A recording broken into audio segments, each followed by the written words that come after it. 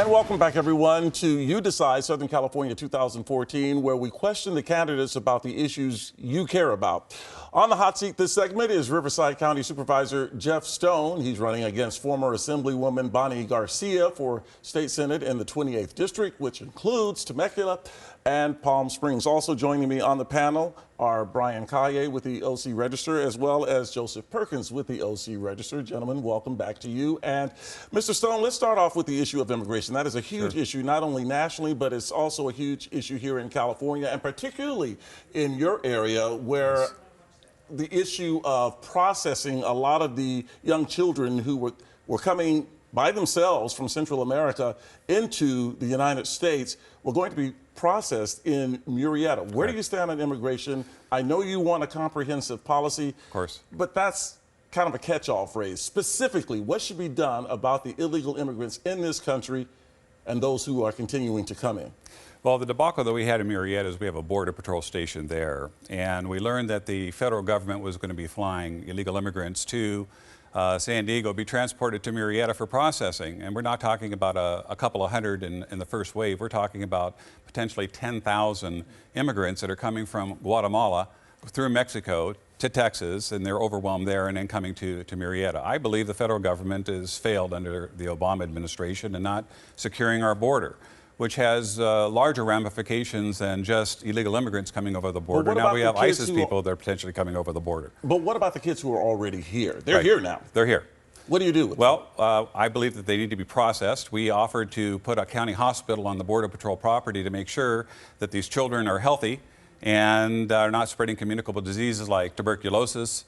And we need to process them in accordance with federal law, give them a hearing, and then we need to deport them back to their home country and let them come through our country through the legal way, like most of our ancestors and relatives did. So the Inland Empire is one of the largest Latino populations in the country, not just in California, in the country. Do you think this position puts you at odds with the voters in the district you're trying to serve? You know, I don't think that it does, because I think we're having trouble providing services for our own residents. We have the VALOR program, Veterans Assistance Leadership of Riverside County, I brought to the board to try to take homeless veterans off the street, and we have struggled to even do that. So, you know, I believe we need to take our tax-paying benefits to our residents that are here legally first. And listen, we're all into humanitarian aid and trying to help people out.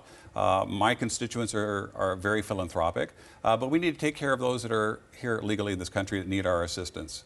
And I think that should be our first priority. Can I ask you, the Inland Empire suffered greatly during the Great Recession and is coming back slower than some other counties in California. Yes. What should the legislature do to improve job creation and business development in the Inland Empire? The best thing that the state of California can do is get out of our way.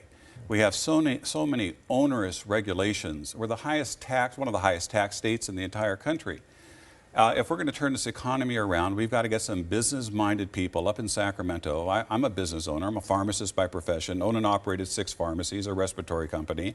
I don't do politics because I need to feed my family with another job. I still practice pharmacy. We need to get some people up in Sacramento that have a business acumen, that can start addressing some of the issues that are driving companies like Nestle's, Hot Pockets. So that's the latest company now with 360 employees that is vacating the state of California. Of course, we know about 4,000 Toyota employees in the city of Hawthorne that are leaving, and the state government is sitting back and saying, well, let them go. Let them go. We can't have that kind of attitude. We've got to roll out the red carpet for businesses. We've got to do what we can to reduce these onerous regulations. You know, they say a measurement of the success of an elected official in Sacramento is how many bills they get converted into laws. Well, one of my emphases is going to go to Sacramento and take some of the more antiquated laws and some of the more onerous laws off the books so that we can let the entrepreneurial spirit of those that have come to California and made it once the Golden State golden again. So one of the things I hear in the Inland Empire all the time is that we have to drive too far to jobs that are outside of the county, or the counties in this case, and secondarily that the environmental regulations are really holding back businesses from operating in that community. What would you do as someone in the minority party, because you're a Republican, Democrats have the power in Sacramento, what could you actually do to change anything? And just so you know, Mr. Stone, since we do have the 30-second segment coming up, I'm going to let this be your 30-second segment right here. Well, like I said, I'm a proven businessman. There's no question that I have to work with the other side up in Sacramento. But I think they're finally getting the message with the flight of businesses we see leaving the state that if we don't intervene and have a better educated workforce, and we now have a UC medical school in Riverside County, the first medical school in our county, which will provide more doctors for us. We need to have better education systems, have a better educated workforce, so we can get those jobs in the Inland Empire instead of exporting people to San Diego and Los Angeles and San Bernardino counties. And I believe with my business acumen and being successfully elected 6 times and not being a representative of the special interests up in Sacramento and looking out for the individual citizens like I have over the past 22 years, I think it makes me a very attractive candidate for this job. Mr. Stone, thanks so much. Appreciate your appearing on the show. I know it seemed like it was lightning fast, but a lot of good information we got from you, and we appreciate you coming on.